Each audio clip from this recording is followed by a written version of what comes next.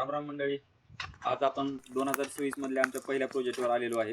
आज आपण या ठिकाणी पाईल कन्स्ट्रक्शन्स बद्दल माहिती देणार आहोत. तर या ठिकाणी पाईल कन्स्ट्रक्शन्सचं आपण वापरलेलं आहे का, तर या ठिकाणी जवळपास 8-9 फूट काळी माती आहे आणि रेग्युलर फाउंडेशन आपल्याला या ठिकाणी घ्यायला जमणार नाही, त्यामुळे आपण इथं पाईल ऑप्शन वापरलेला आहे.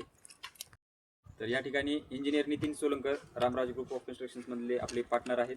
तर या ठिकाणी आपण पाईल कन्स्ट्रक्शनबद्दल त्यांच्यासोबत संवाद साधणार आहेत आणि तुमचे जे काही डाऊट्स आहेत पाईलबद्दल ते या ठिकाणी क्लिअर होणार आहेत. तर जेव्हा ब्लॅक कॉटन स्टाईल आहे तेव्हा पाईल फाउंडेशन घ्यायचं किंवा नॉर्मल फाउंडेशन घ्यायचं हे कशावरून ठरवायचं? पाईल फाउंडेशन बघा ब्लॅक कॉटन सॉईलमध्ये का घेतली जाते, तर ब्लॅक कॉटन सॉईल नॉर्मल फाउंडेशनला रेजिस्ट करू शकत नाही, त्या ठिकाणी आपल्याला हार्ड स्ट्राटा भेटत नाही. त्यामुळे आपण हे जे पाईल्स आहेत या पाईलला आपण फ्रिक्शन पाईल्स म्हणतो. हे फ्रिक्शन पाईल्स आपण जमिनीच्या आतमध्ये जोपर्यंत हार्ड स्ट्राटा लागत नाही तोपर्यंत त्या डेप्थपर्यंत आपण हे पाईल घालत असतो आणि जेणेकरून रिव्हर्स प्रेशर आपल्याला पाईलला भेटत असतं, जेणेकरून आपलं स्ट्रक्चर जे आहे ते स्टेबल असणार आहे. मग पाईल घेतल्यानंतर त्याच्या वरची प्रोसिजर जी आहे ती कशी असणार आहे आपली? हे बघा, हे पाईल्सचं जे रेन्फोर्समेंट आहे ते या ठिकाणी ग्राउंड लेवलपेक्षा वरती आलेलं आहे. ह्याची डेप्थ जर बघितलात तर जवळपास 13 फूट असणार आहे. याच्यावर हे प्रोसिजर झाल्यानंतर हे पूर्ण आपण कॉन्क्रीट करणार आहे त्याच्यामध्ये आणि नंतर त्याच्यावर आपण पाईल कॅप घेणार आहोत, जे की आपल्या रेग्युलर फुटिंगमध्ये जे रेन्फोर्समेंट आहे त्या रेन्फोर्समेंटमध्ये टाईपच या ठिकाणी रेन्फोर्समेंट केलं जातं. याला बॉटम मेश आणि टॉप मेश दोन्ही टाईपचे रेन्फोर्समेंट असतात, त्याला आपण पाईल कॅप असं म्हणतो.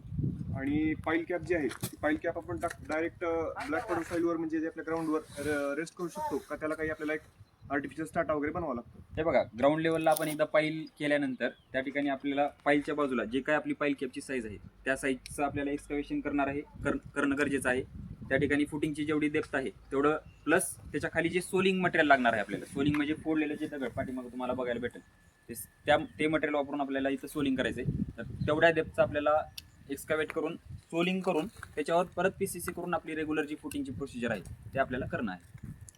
आता पाटील सरांनी जे तुम्हाला पाईलबद्दल इन्फॉर्मेशन दिली त्याबद्दल तुम्हाला आणखी काही डाऊट जर असतील तर तुम्ही आम्हाला कमेंट सेक्शनमध्ये नक्कीच कळवा, त्याचं आम्ही तुम्हाला उत्तर देऊ. आणि तुम्हाला असेच सिव्हिल इंजिनिअरिंग किंवा कन्स्ट्रक्शनबद्दल जे काही डाऊट्स असतील त्याच्यावर आम्ही असेच नवीन नवीन व्हिडिओ टाकणार आहोत.